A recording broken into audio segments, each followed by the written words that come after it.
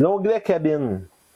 Cet onglet permet de contrôler le fonctionnement de l'éclairage extérieur, excluant les feux d'urgence. Les fonctions de sourdine et d'antivol sont aussi activées sur cet écran. Vous pouvez donc y trouver la lumière de centre, les lumières ambre, les phares anti-brouillard si installés, la sourdine, projecteur gauche, arrière et droit, ainsi que l'anti-mouvement ou aussi appelé antivol.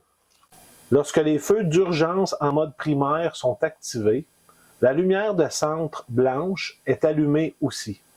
Pour canceller cette lumière, appuyez sur le bouton correspondant. Lorsque les feux d'urgence seront éteints et réallumés par la suite, la lumière d'urgence blanche sera réactivée automatiquement. Pour allumer les lumières ambre, simplement appuyez sur le bouton. Pour les éteindre, réappuyez sur ce même bouton. Note, si la transmission du camion est mise sur le reculon, les lumières ambre peuvent aussi allumer. Elles s'éteindront automatiquement lorsque la position de la transmission est hors du reculon.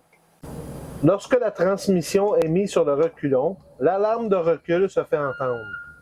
Pour éteindre l'alarme de recul, il suffit d'appuyer sur le bouton sourdine. Pour allumer les lumières de scène gauche, seulement appuyez sur le bouton et réappuyez pour les éteindre.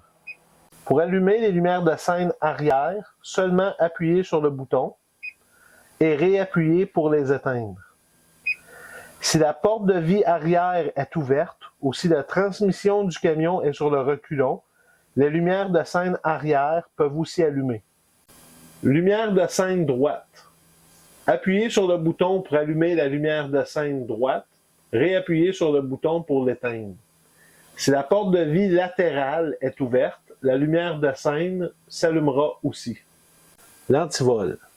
Cette fonction permet de quitter le véhicule avec les clés hors de l'ignition, tout en laissant le moteur en marche.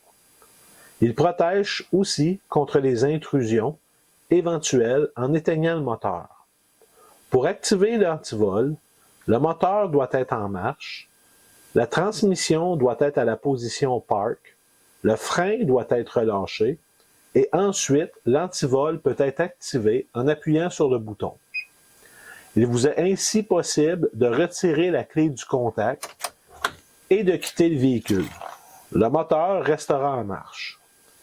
Si quelqu'un appuie sur le frein, le moteur éteindra automatiquement et l'antivol sera désactivé. Pour redémarrer le véhicule, réinsérer la clé dans le contact et démarrer le véhicule normalement avec la clé.